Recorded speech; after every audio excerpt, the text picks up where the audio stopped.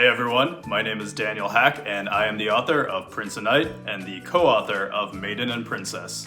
Some of the main characters in my books include the prince, the knight, the maiden, and the princess. Maybe I should get a little more creative in my book titles. Tell us about your character. So today I want to talk specifically about the prince from Prince and Knight. In the story, it's time for him to take over the throne and get married. So with his parents, the king and the queen, they search far and wide for a girl for him to marry. For a lot of us, from kids to adults, I think there are a lot of expectations about how we should act, what we should do, who we should be. The prince really wants to live up to those expectations for his parents, for his friends, for his kingdom, but at the end of the day, he also realizes that he needs to be true to himself, and I think that's something that we can all really relate to.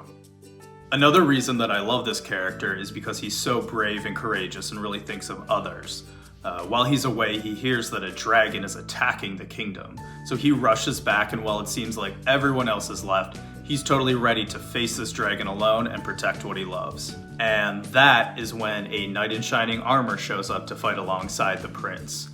I don't want to give too much away, but I will say that the prince and the knight find true love, and it just goes to show that everyone is capable of being the brave hero and everyone is worthy of finding true love.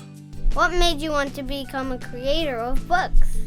There really weren't any stories like this when I was growing up, and I wanted kids and grown-ups today to be able to see themselves, their friends, their families in the stories that they read. And with Prince and Knight and Maiden and Princess especially, I wanted to show everyone that it's okay for a boy to fall in love with another boy or a girl to fall in love with another girl. But at the same time, I also really wanted to show action and adventure and dragons and battles.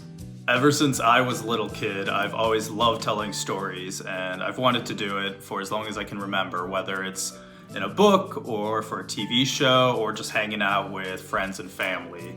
I think stories really help us understand other people and appreciate both our similarities and our differences.